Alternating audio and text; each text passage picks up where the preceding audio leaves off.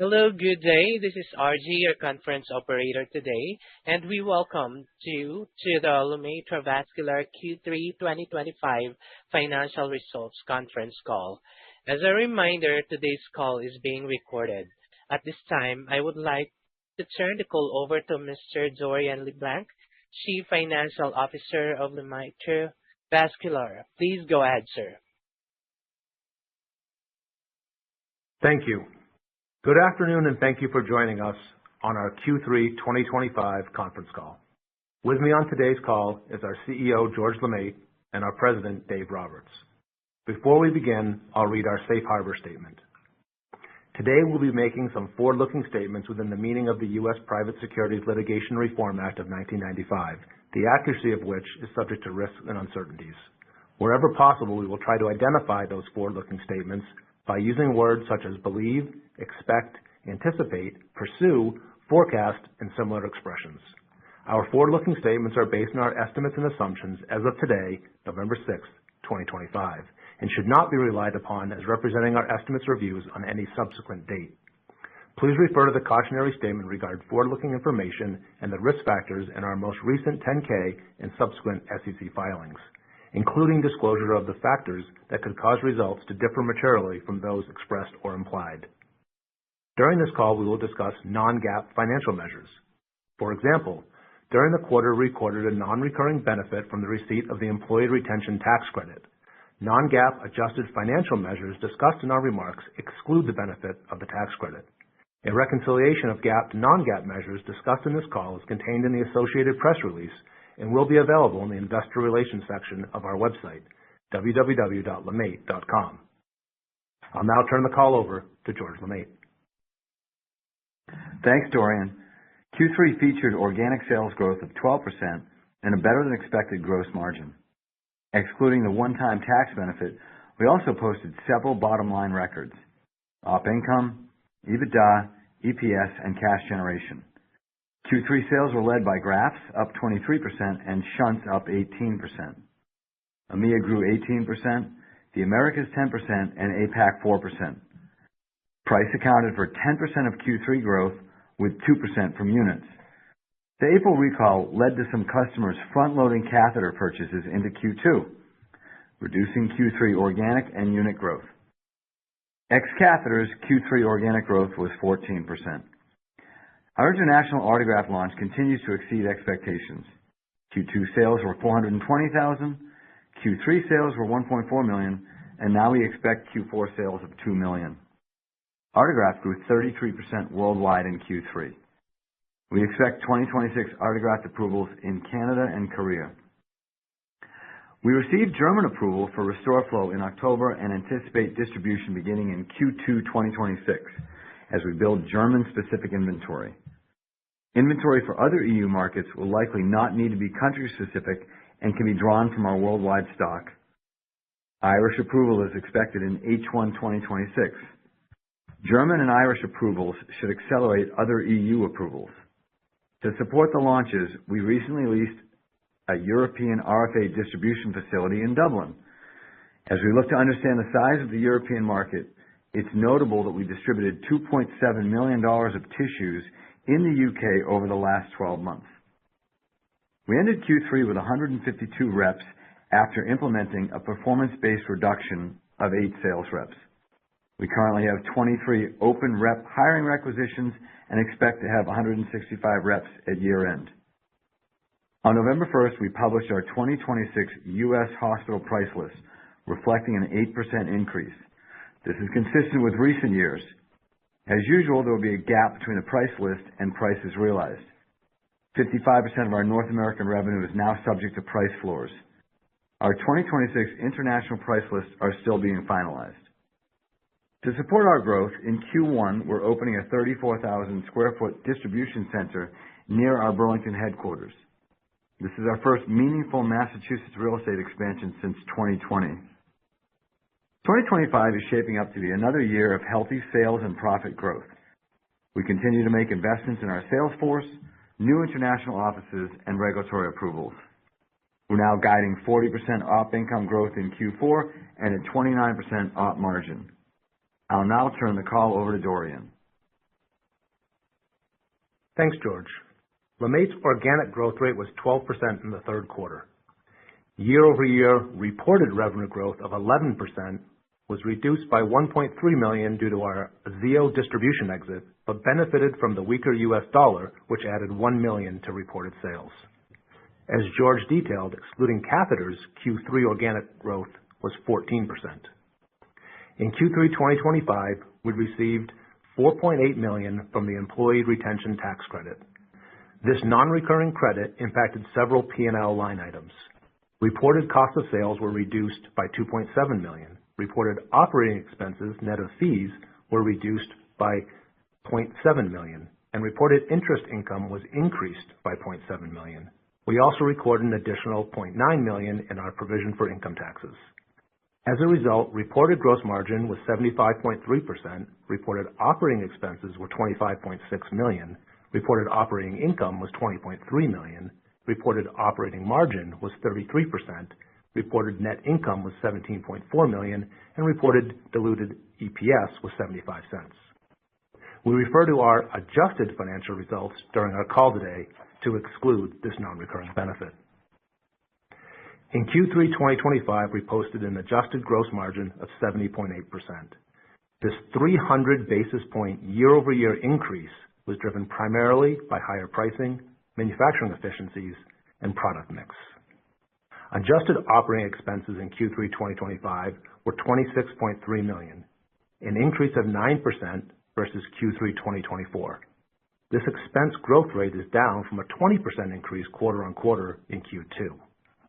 Higher compensation expenses and European investments in Ireland, Switzerland, Czechia, and Portugal drove H1 expenses. As we began to indicate in our Q2 earnings call, we now anticipate adjusted operating expenses decreasing by $4.5 million from H1 to H2. Q3 2025 adjusted operating income was $16.9 million, up 29%, resulting in an adjusted operating margin of 28%. Fueled by our gross margin improvements and operating expense control, 2025 is a year of operating leverage. Op margin has increased over the first three quarters: 21%, 25%, 28%, and now we are guiding 29% in Q4. For reference, headcount was 633 at 9/30/2025 versus 637 at 9/30/2024. Adjusted net income increased 27% year-over-year to $14.2 million in Q3, and adjusted fully diluted earnings per share was 62 cents, up 27%. We ended the quarter with $343.1 million in cash and securities, an increase of $23.6 million.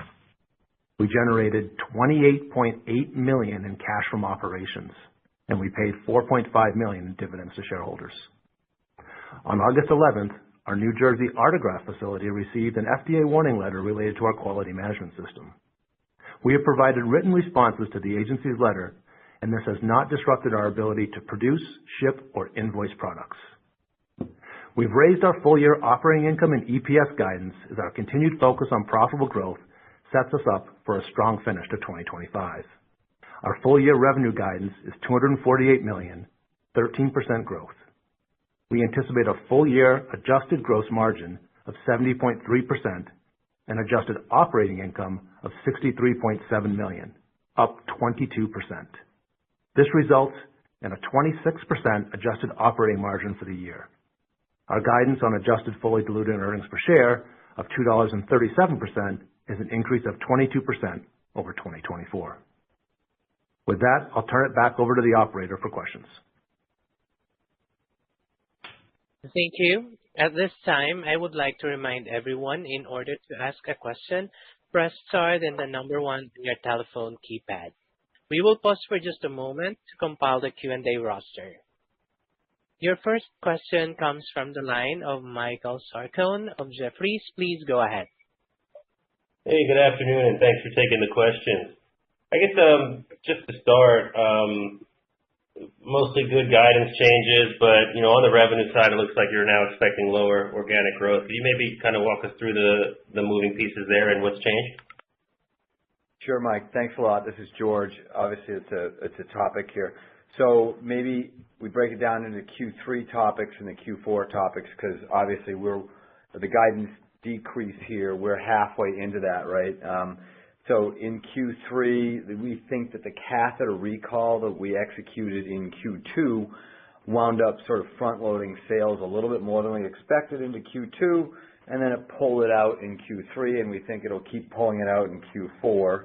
That's a topic in Q3. Export, which we don't talk that much about, didn't have such a great European or Asia-Pac quarter in Q3. And then in general, APAC, a little bit of struggles lately you're watching. It's only 7% of our sales, but we've had a tough, couple quarters here. And at the root of it, maybe there's some management turmoil.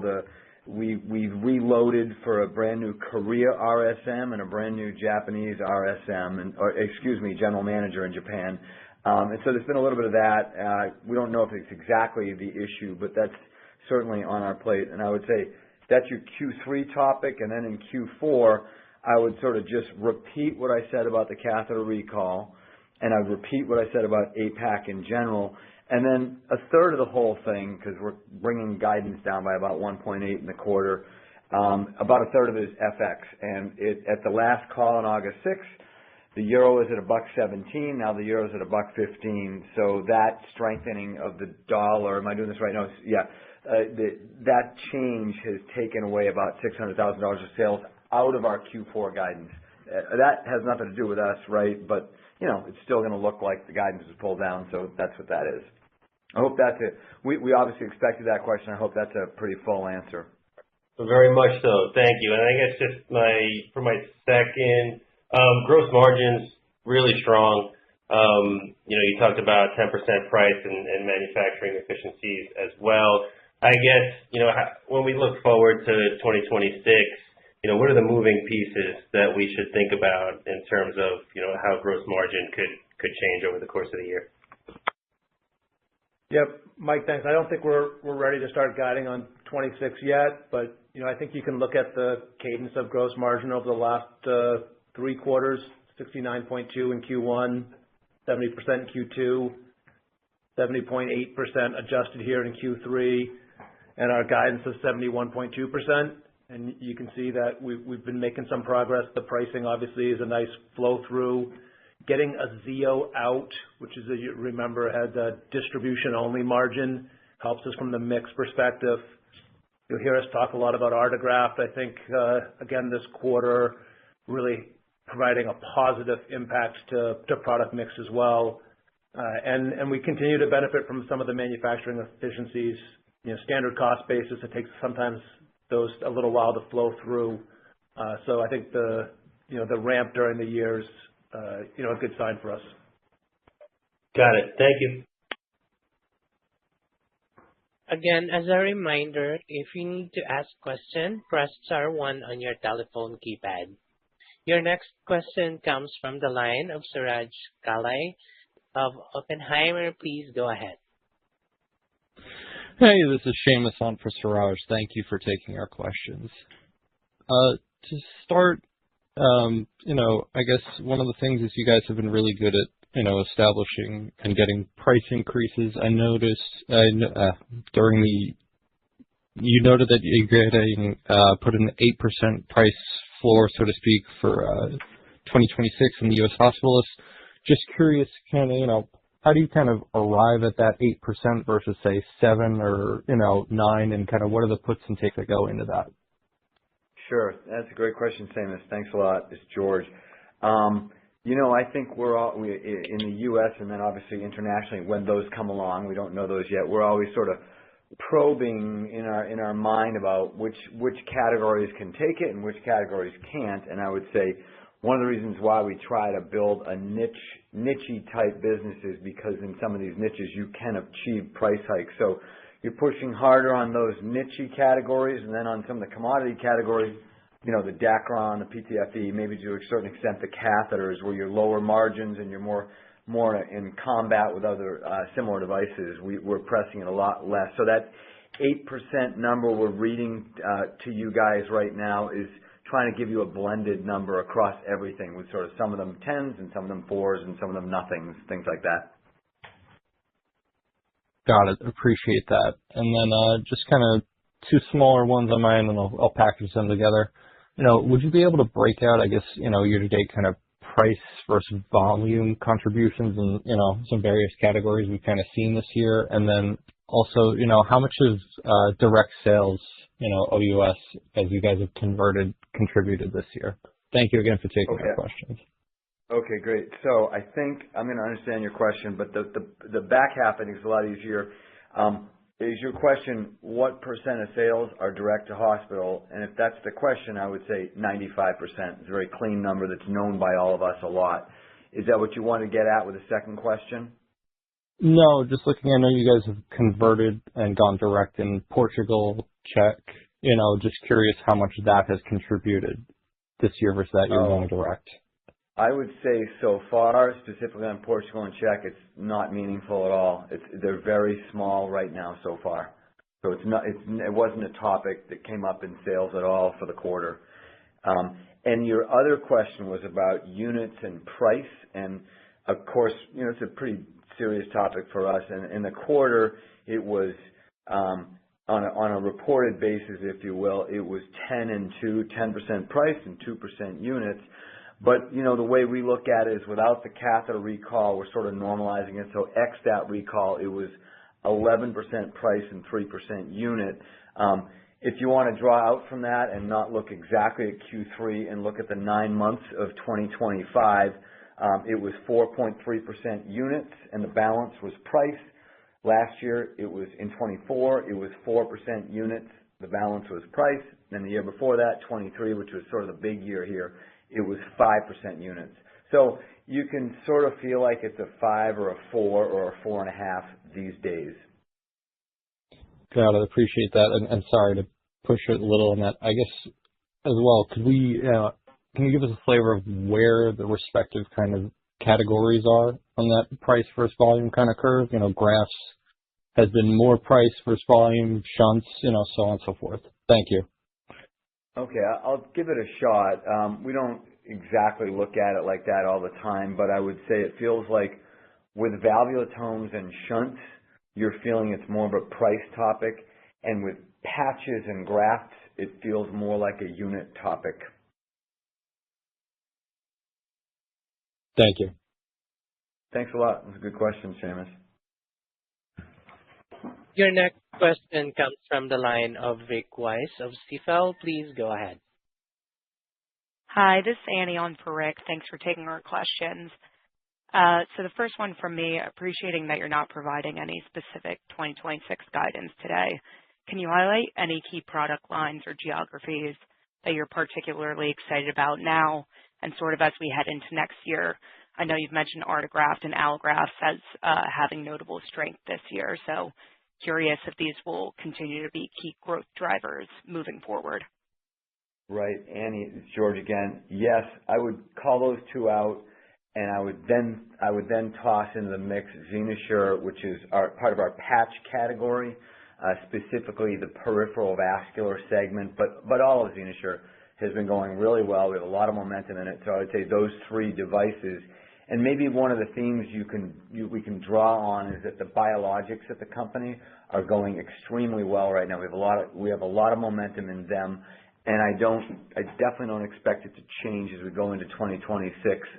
If anything, probably some of these European approvals that you're hearing about for Artegraft, as well as for RFA, and our projection that we're going to get some approvals, would lead you to believe that the focus of the growth is probably more about biologics than about synthetics or about transient use, single-use devices. Got it. Thank you. And then just one more. You ended the quarter with, what was that, $343 million of cash on hand, and we've seen that balance continue to grow over time. So I'm hoping you can share any updated thinking about your capital deployment strategy. Are you thinking more aggressively about M&A, or just any color here would be very much appreciated. Hi, Annie. It's Dave. Yeah, it's certainly a nice cash balance. That's a gross cash balance on a net, because we have to convert on a net basis, it's 170. But in terms of thinking more aggressively, I would say we do like the optionality that the higher cash balance provides us. But on the other hand, I don't think the team necessarily feels like, oh gosh, we better get something done quickly and reduce our own standards for acquisitions. I would say, as I mentioned on the call in August, we've been pretty busy in terms of biz dev acquisition related activity this year with term sheets, et cetera. So we're out there hunting, but I don't necessarily feel like having more cash, it's a nice problem to have, if you will, a high class problem, but I don't think we're relaxing our standards for the types of acquisitions that we'll be doing. Got it. Thanks, Dave.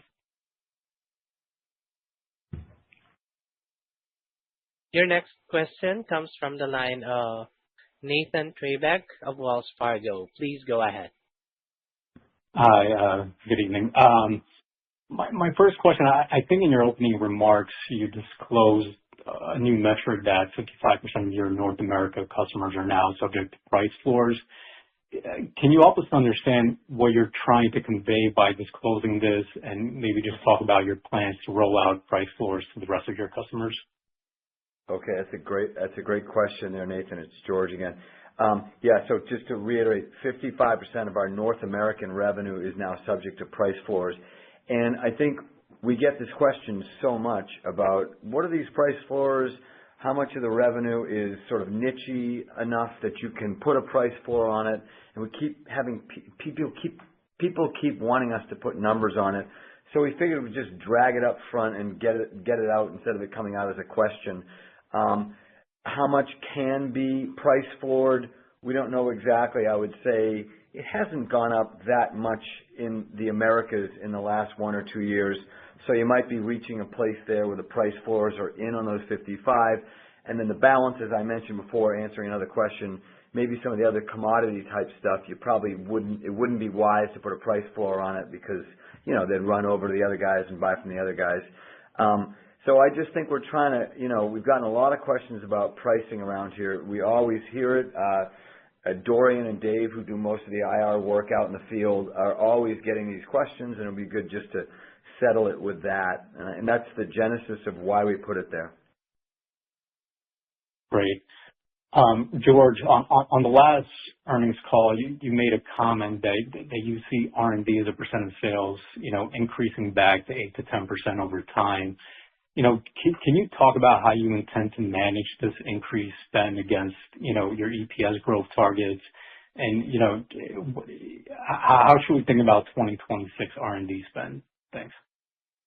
Right. And so as we were prepping for today's call, we were nervous we were going to get a bunch. Hey, your op margin's too high. and so there's part of that here, which is the R&D spend's not as high as maybe you want to see right now. What is the percentage? 6% or something, 5%?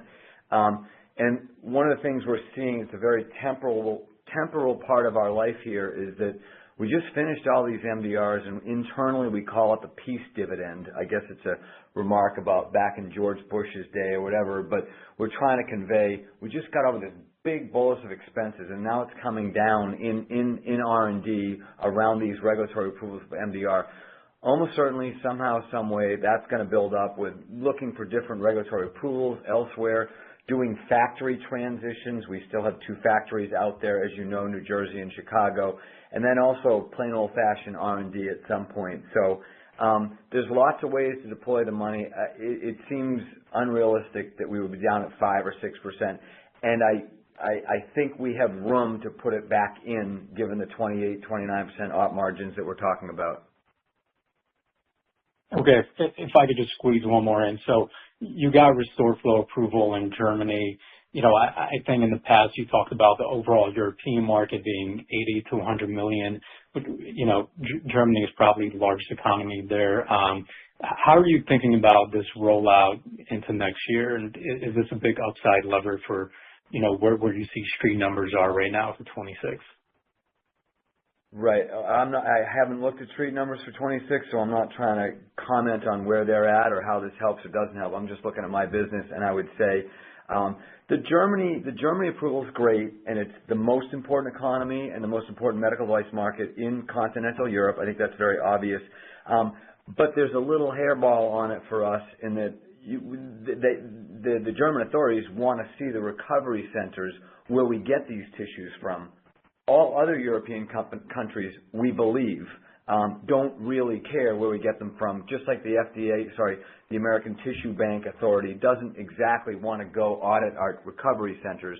So with the German thing, it's big, it's huge, we need it to get other approvals, but in the very short term, and then why we're calling this thing out in the script here, is that you have to build German-specific inventory in allografts, and it can only come for now from those 2 recovery centers, and we'll have another 2 recovery centers approved, say, let's say by Q3 of next year. So it's a little bit, Germany, we'll see where it goes. It's a little bit hobbled by those recovery center items. But when we get Ireland, and then when Germany and Ireland lead to other countries, we don't think there'll be that kind of constraint, and we can draw the inventory off our worldwide bucket. The reason we put in and I think this is a market size question at its root also, the reason why we threw in this little stat about the UK is we did get our approval in the UK in 2022, and we've had 3 years to sort of work the kinks out over there. And last year, the last 12 months rather, we sold $2.7 million of tissues. We transferred or distributed, is what you're allowed to say, $2.7 million of tissues in the UK. And it gives you a sense of where we got to after 3 years. It's a great tidbit. Dave, do you happen to know the Canadian number for allograft? I don't have that at my fingertips right now. The Canadian revenue number? Yeah, because it might be another tidbit here to help people sort of triangulate where Germany would end up. Yeah, I don't have it specifically, but I would say qualitatively we've seen pretty significant uptake of our allografts in Canada. I would say particularly on the cardiac surgery side. I think, some significant percentage of LeMaitre's revenue in Canada is now cardiac surgery because of allografts. And some of that has to do with the fact that the other market participants aren't in Canada, or they have a distributor. And of course, having an allograft at your disposal at the ready in inventory is very important. And we feel like that advantage will carry over to LeMaitre's allograft supply chain in Europe. But I don't have the exact figure on me. Nathan, did we get at the essence of your question, or do you want to re-ask parts of it, or how do you feel about our answers? No, I think that is there any way to kind of compare the size of the market in the UK versus the German market? I can try it. We always assume the German market's bigger than the UK. I'm going to say I feel like in most medical devices it's kind of like 50% bigger than the UK, 75% bigger than the UK. Great. Thanks, guys. Thank you.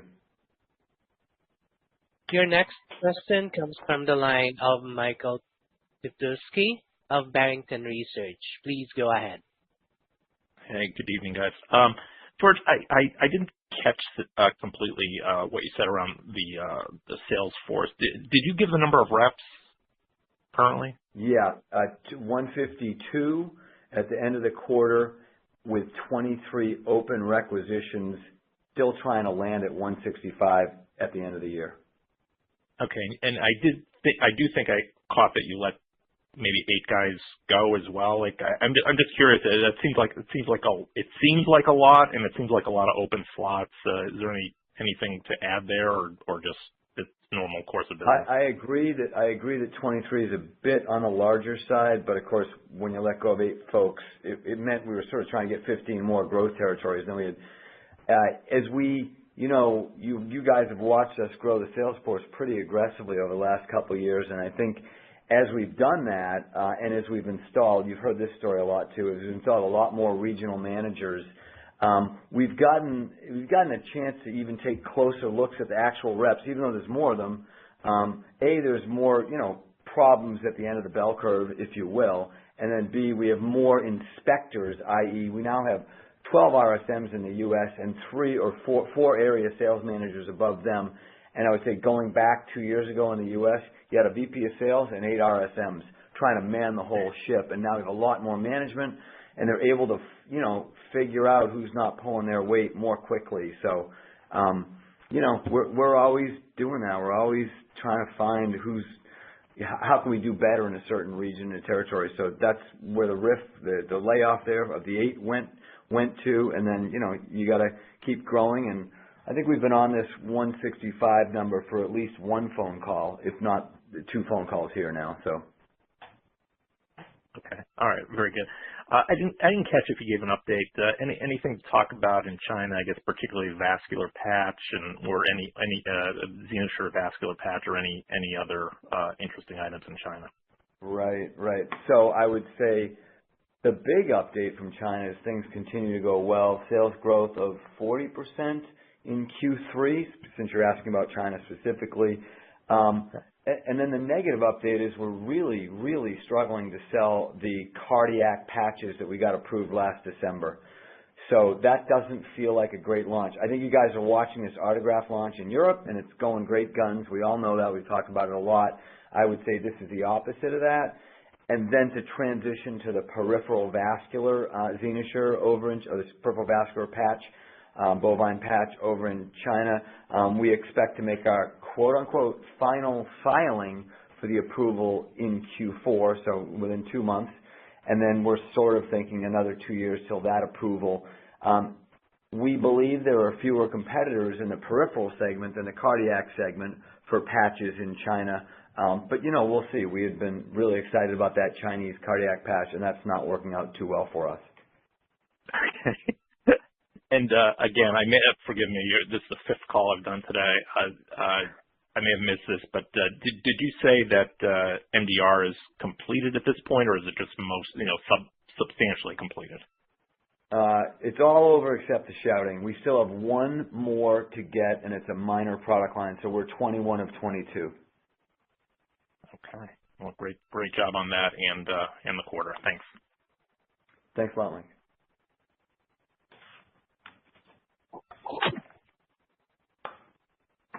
Your next question comes from the line of Brett Fishbin of KeyBanc Capital Markets. Please go ahead. All right. Hey, guys. How's it going? Just had a couple questions. I think you mentioned a target of 165 sales reps exiting 2025, and you just responded to the question about the number of open positions. But was really just curious maybe how you're thinking about that 165 number. Looking ahead, it seems like a lot of hiring activities taken place over the past couple of years, and really just interested where you think that number needs to go over the maybe medium term 2026, maybe even 2027, or if this is kind of the right place to be. Okay. I think that has some to do with our op margin, which is if you see a plump op margin, this is a fantastic place to invest money. So I do feel like it's going to want to go up. I don't know how much. I guess we really haven't finalized what happens next year. We got a lot of reps to hire right now, but it's going to go up. The rule of thumb that we sort of we're balancing the op margin, right? We want to pay as you go on these types of investments. We don't want to kill our op margin, but you have dozens of 2 million.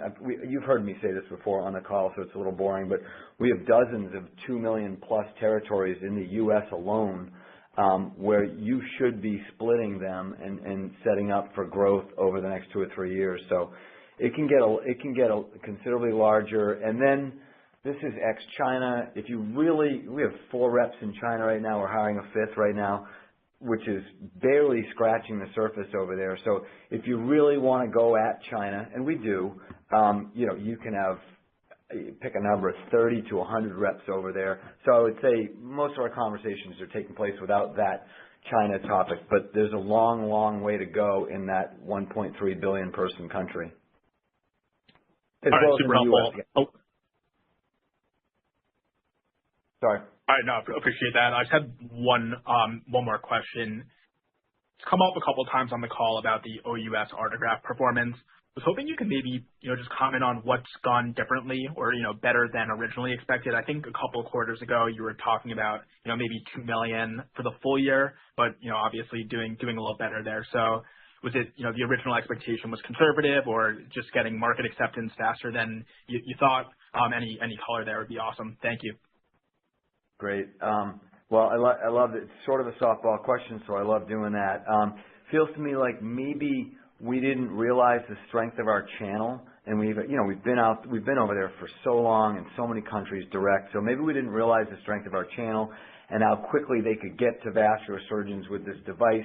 I think we were a little bit nervous going in that since it's more of an AV access device in the U.S., and AV access isn't really that typical over in Europe. They use the patient's native fistula to do the work rather than implanting prostheses like the Americans do.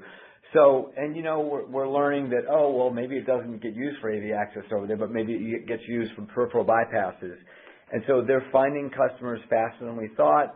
The doctors love it. We're getting great reports. And then there's been a wild card in this international thing, in that South Africa, which does use grafts for AV access, has exploded in terms of sales. And so you got basically it's Europe and South Africa, and I think South Africa just give you $300,000 in Q3 alone. So something huge has happened in South Africa. We've had the same dealer forever. They're an excellent dealer, and they have 50 or 60 reps down there. And it is a large country. I think it's 55 million people in South Africa. So you got that helping out with the European launch and to help it all go a lot better than expected. And I hope that's a good answer.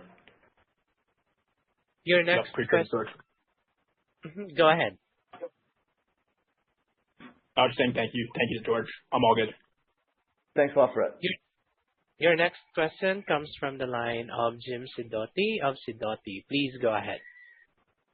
Hi, good afternoon. Thanks for taking the questions. Can you give us the operating income and the CapEx in the quarter? Yeah. I'm sorry, operating cash flow. Yeah. Cash flow from operations, Jim, was 28.8, and the CapEx was 2.3 million. And the increase in the share count, is that related to the share price, and is that where you expect it to be in the fourth quarter? The increase in the share count on a reported basis, Jim, for the first time, the convert was not anti-dilutive. So if you look at our Q, which we'll file tomorrow morning, you'll see the reconciliation, and we did have to bring in some of the convert shares on a if converted basis. So that was a minor point that you'll see in the Q. Overall, I think you can expect that each quarter, we're adding to share count through employee equity, and the fourth quarter is actually the largest quarter. We do a lot of grants in the fourth quarter, so then you've got a lot of vesting dates for restricted stock in the fourth quarter. So it'll be up, marginally in the fourth quarter due to the employee vesting. All right. So, around in that 24.5 million shares. No, it won't be up that high. I think we're at 23.5 now. It'll be maybe 24, Jim, probably closer.